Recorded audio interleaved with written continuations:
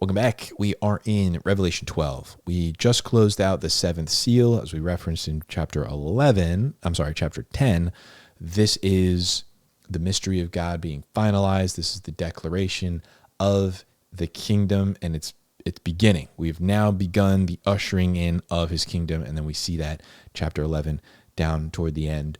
That seventh trumpet is the announcement that it's kingdom time. And it's different than spiritual kingdom. And like I said, the people that advocate that this has already happened and it's all symbolic and whatever, they're like, oh, God's on the throne. No, something different is happening. So let's get into 12 because there's a shift. You have to keep in mind, as we're reading this, that John is not seeing time linearly. He can only see one thing at a time. He can only write down things one thing at a time. Right? That's how your brain takes in data. It's one thing at a time. Now, he can get a reference for like this happened and then come back and something else happened at the same time, but he can only see one thing at a time. So the chronology of everything, when we take a turn like this, we got to be very mindful of the context of what he's seeing and not trying to read chronology into something that is clearly, he's seeing a meta-narrative. He's seeing how it all ties together, right? We just got the declaration of the kingdom, and now he's going to see, start to finish, the meta-narrative of human existence, or not human existence really, but the story, the spiritual battle and journey, and how we got to where we're going to go. Let's begin. Revelation 12. A great sign appeared in heaven, a woman clothed with the sun and the moon under her feet, and on her head a crown of 12 stars. And she was with child, and she cried out, being in labor and in pain to give birth. Then another sign appeared in heaven, and behold, a great red dragon having 7 heads and 10 horns, and on his heads were 7 diadems. And his tail swept away a third of the stars of heaven and threw them to earth. And the dragon stood before the woman who was about to give birth, so that when she gave birth, he might devour the child. And she gave birth to a son, a male child, who is to rule all the nations with a rod of iron. And her child was caught up to God and to his throne. And the woman fled into the wilderness, where she had a place prepared by God, so that there she would be nourished for 1,260 days. And there's a war in heaven. Michael and his angels waging war with the dragon, and the dragon and his angels waged war. And they were not strong enough, and there was no longer a place found for them in heaven. And the great dragon was thrown down, the serpent of old, who was called the devil and Satan, who deceives the world. He was thrown down to the earth, and his angels were thrown down with him. Then I heard a loud voice in heaven saying, now the salvation and the power and the kingdom of our God and his authority and the authority of his Christ have come. For the accuser of our brethren has been thrown down, and he who accuses them before God day and night. And they overcame him because of the blood of the Lamb and because of the word of his testimony. And they did not love their life even when faced with death. For this reason, rejoice, O heavens, and you who dwell in them. Woe to the earth and the sea, because the devil has come to you, having great wrath, knowing that he has only a short time. And when the dragon saw that he was thrown down to earth, he persecuted the woman who gave birth to the male child. But the 2 wings of the great eagle were given to the woman, so that she could fly into the wilderness to her place, where she was nourished for a time and times and a half time from the presence of the serpent. And the serpent poured water like a river out of his mouth after the woman, so that he might cause her to be swept away with the flood.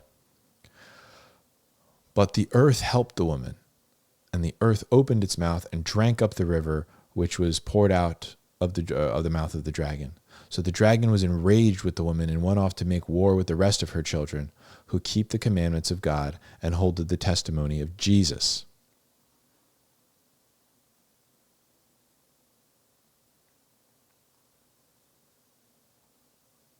So you can see we're looking at symbology, symbolism, whatever the word is.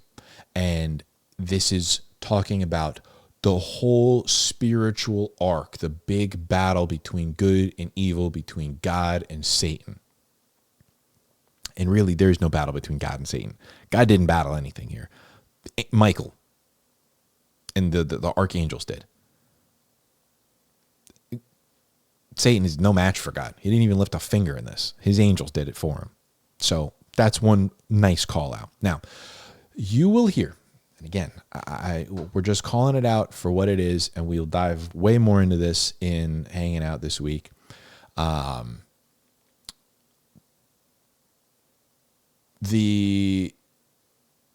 literally says it in the title. It's so understood that this is Israel that even the translations label that this woman is Israel. And it's really right here. On her head, crown of 12 stars. This is talking super spiritual level. The woman is Israel. Israel is going to give birth to Christ.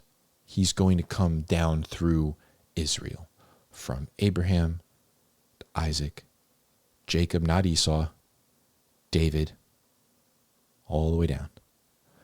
Right? It's clearly talking about Israel. Then Satan, and again, he's not seeing this stuff super linearly. He's seeing the whole story happen metaphorically with a dragon and a woman and all this. He's just seeing everything play out like a little mini story, like a metaphorical simile story. The woman, she's giving birth to Christ. The nation, the people, the bloodline is going to give birth to this Savior. He's going to come down through this line. And there's this attempt to destroy Jesus that before he's born and right after, immediately after. Right? And this woman is able to flee and take refuge in the earth. She's got like some place of solace, some place that's the devil's not able to penetrate, the dragon's not able to get there, out in the wilderness, where she thrives for 1,260 days. Specific. Could be symbolic. I think it has a little symbolism to it, but be that as it may. The whole story of the battle and that happened in heaven, and he's thrown down, and now salvation and power and the authority is given to him, and he's seeing that now. Okay, so basically, this Christ, this deliverer, this defeater of death and Satan, is going to, through the power of the Lamb, through his death, going to overcome death, the world, Hades, everything.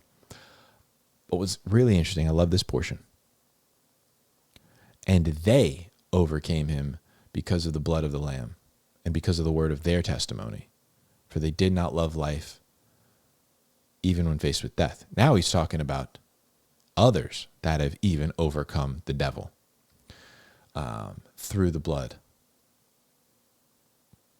Then, again, we can't read this like super chronological because it's a story.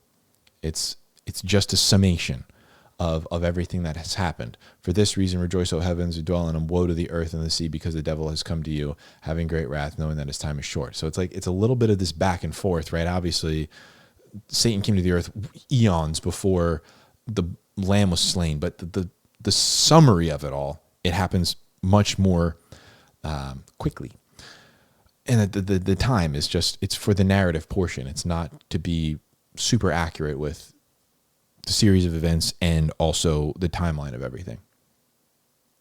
When the dragon saw he was thrown down to earth, he persecuted the woman who gave birth to the male child, but she had the two wings that were allowed her to fly into the wilderness, where she was nourished for times and a half time. Now we're getting into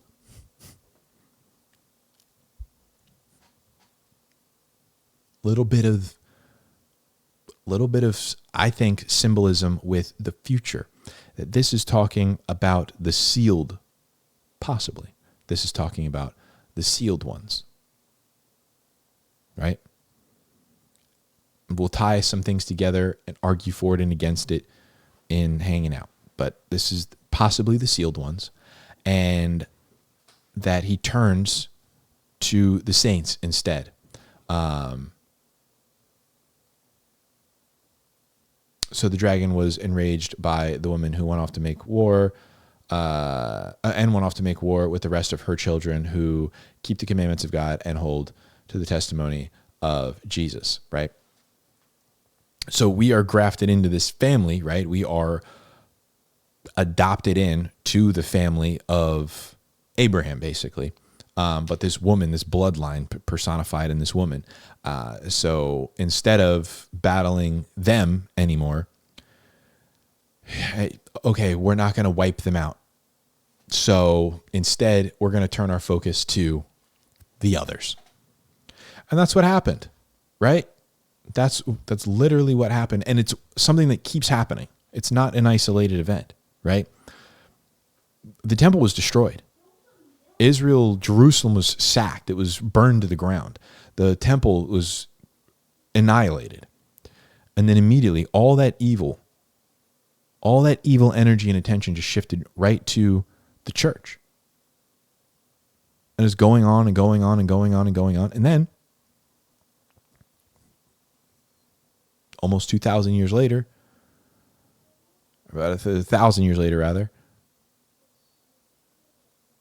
all that evil attention goes back to the Jews in the Holocaust.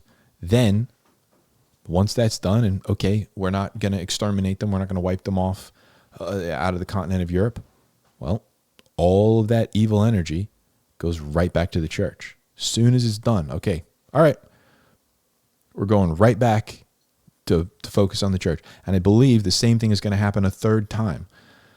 So again, my belief that it's going to happen a third time, that this is symbolically talking about those kinds of events, but then ultimately this times and a half time is referring to that portion of the Great Tribulation where there's sealed ones. And okay, we've been going after them again, and now they're sealed. They're off limits. We're going to shift our focus. And all of that focus is going to go to the saints. And all of that evil attention is going to be poured out through the Antichrist and his prophet and the image. And he's going to be given authority to wage war against the saints. I think this is, again, looking at that layering, kind of folding everything together.